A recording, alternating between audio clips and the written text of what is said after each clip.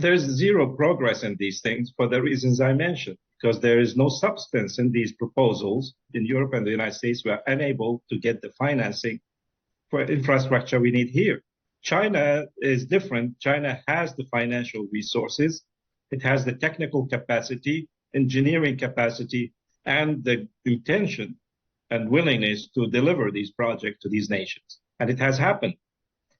The problem is that we don't have enough of these projects to tackle all the problems in such huge areas like in Africa and in Asia. Africa is 3 times larger than China in area. We have 1.4 billion people. These people, mostly young people, it will almost double by 2050. So we need more of the kind of projects which the BRI has presented and less of these fake political projects presented by the United States and Europe. We need in Europe to understand how the BRI has functioned and the methodology used in that and follow that. The problem is politicians in Europe and the United States are detached from reality of their people and the economy. Just give you one simple example. When the U.S.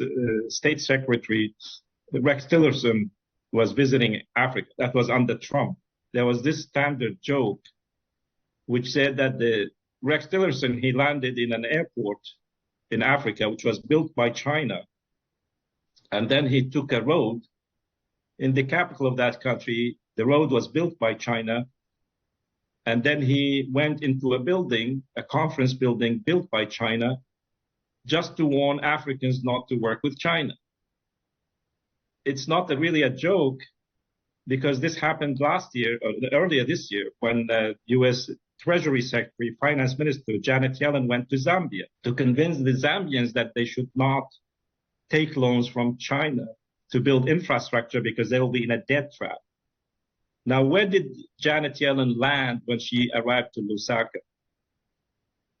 She arrived in the new terminal of the Kenneth Kaunda Airport.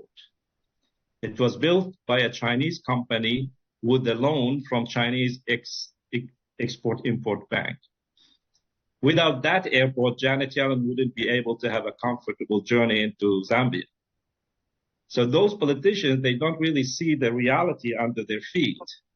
They live in the clouds with their ideologies, with their formulas of how economy works.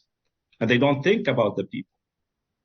And that's why all these political projects, I call them political projects because there's no substance and reality for these global gateway, build back better world, global infrastructure partnership strategy, blah, blah, blah.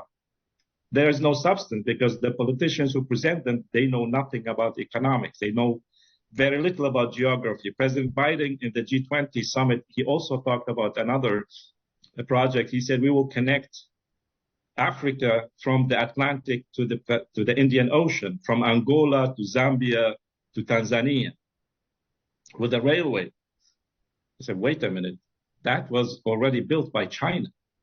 There is such a railway from Angola to Tanzania. It was built by China. What they are talking about, and he was misinformed by his advisors who wrote the speech for him. There's another project, is from the Democratic Republic of Congo and Zambia to Angola to extract raw materials. That's the plan. These kinds of projects are popular in Europe and the United States because you extract wealth from Africa and ship it away. That's a big difference with China. China is not only, of course, interested in having to secure raw materials, but what China is doing is also building industries. Now, some countries in Africa are waking up that instead of exporting raw copper, cobalt, lithium, they should build industries to turn these raw materials into goods, into batteries. Like Zimbabwe just banned the export of raw lithium. They said those who are interested in our lithium, they should come here in Zimbabwe and build battery factories. Who responded? China. So this is a big difference between looting resources, taking away, and creating a win-win where both China and those countries can benefit from the raw materials there. But in order to have metals and these industries, you need power, electricity, you need infrastructure, transport, and you need skilled labor. If you don't bring these to Africa, what you will be doing, you will just like in the old colonial times, you just steal wealth from Africa to somewhere else. And this is a big difference. And nations in Africa and in other developing nations are waking up to that fact.